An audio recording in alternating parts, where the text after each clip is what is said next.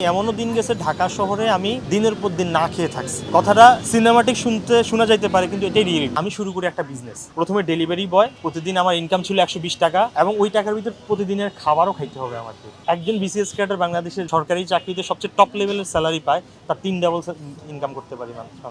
আমি চাঁদপুর থেকে এক কাপড়ে ঢাকা শহরে চলে আসছি। আসার পরে এবার কই থাকবো তাও জানি না। তো কিন্তু ফ্যামিলির কথা হচ্ছে যে তুমি আমাদের আশেপাশে থাকো, মানে ওটা অত বড় জায়গায় করার দরকার নাই। তো আমি চলে আসছি, এবং আমি এমনও দিন গেছে ঢাকা শহরে আমি দিনের পর দিন না খেয়ে থাকছি। কথাটা সিনেমাটিক শোনা যাইতে পারে, কিন্তু এটাই রিয়েলিটি। আমি ঢাকা শহরে এসে আমি প্রথম কাজ হচ্ছে আমাকে ডেলিভারি বয়ের কাজ করতে হবে, কিন্তু নিজের টাকা দিয়ে চলতেছি, না পারলে না পারছি। ঢাকা শহরে ছিলাম, কারো থেকে ধার দেনা করি নাই। আজকে খাবো না, আজকে আমার খাওয়া হবে না, আজকে আমি বন দিয়ে চালাই নিব। দুপুরের লাঞ্চ হবে আমার রুটি এবং বন।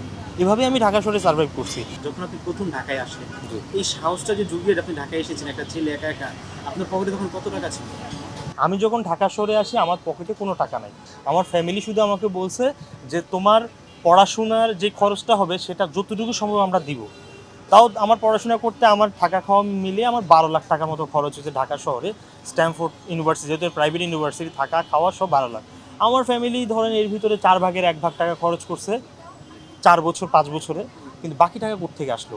আমি শুরু করি একটা বিজনেস, প্রথমে ডেলিভারি বয়।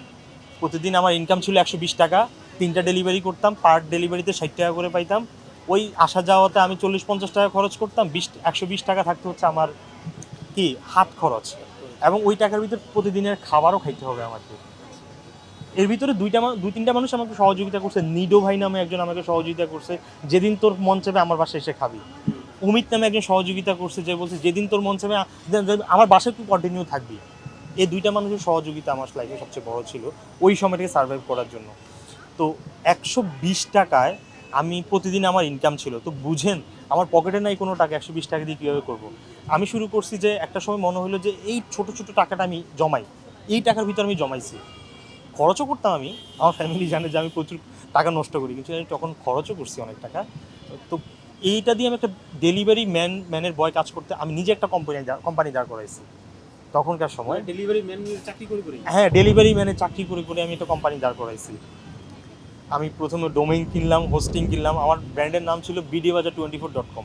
ওইটা হচ্ছে 2015 সালে আমি শুরু করি, এবং 21 সালে আমি সেটা স্থপা দিই। শুধুমাত্র ইউটিউবের জন্য, ইউটিউবে আমি ডেডিকেটেডলি কাজ করব, রিস্ক নিয়েছি লাইফে। তো ওই সময় কিন্তু আমার বিজনেসটা ভালো চলতেছে, না হলে তো আর এত টাকা দিয়ে আমি ইউনিভার্সিটিতে পড়তে পারতাম না। আমি একদিক দিয়ে পরীক্ষা দিতাম, খাতায় লিখতাম, আরেকদিনে ফোন দিয়ে হ্যাঁ স্যার আপনার প্রোডাক্টটা আমি ডেলিভারি করতেছি। এইভাবে আমি একদিক দিয়ে লিখতেছি। টিচাররাও জানতো যে এই ছেলে দুইটা একসাথে করতেছে, আমাকে কখনো কিছু বলতো না। টিচারে যদি কোনো নতুন টিচার, যদি আমাদের টিচার তো চেঞ্জ হইতো, টিচার যদি এসে বলতো এই ছেলের কাজ কিছুক্ষণ ফোন আসতেছে, ফোন ধরতেছে কেন, আমাদের আরেকজন মানে ডিপার্টমেন্টে দীপু ভাই নামে একজন, যে স্যার ও ব্যবসা করে, দুইটা একসাথে চালাইতে হয়। স্যাররা তখন কনসিডার করতো যে দুইটা একসাথে চালাতো, এই ছেলে দুইটা একসাথে করতেছে। আমার ফ্রেন্ডরা অবশ্যই আমাকে অ্যাপ্রিসিয়েট করতো যে এই ছেলে দুইটা একসাথে করতেছে, একদিকে ফোন ধরতেছে, আরেকদিকে ম্যাডামের কথা শুনতেছে, নোট করতেছে। এভাবে আমার ইউনিভার্সিটি লাইফ কাটছে। তো আপনার যেটা প্রশ্ন অ্যান্সার পেয়ে গেছেন, অ্যাকচুয়ালি কিন্তু আমার পকেটে কোনো টাকা ছিল না, কিন্তু আমার ইচ্ছা ছিল। ঢাকা শহরে তো আমি অনেক সার্ভাইভ করছি, অনেক কষ্ট করতেছি আমাকে। যখন 120 টাকা নিয়ে মানুষ কিন্তু এটা বলবে, হ্যাঁ 120 টাকা নিয়ে আপনি ঢাকায় মানে পথ চলা শুরু করলেন, আপনি ইনকাম দিয়ে 120 টাকা দিয়ে। হ্যাঁ। এখন আপনি ইনকাম করছেন?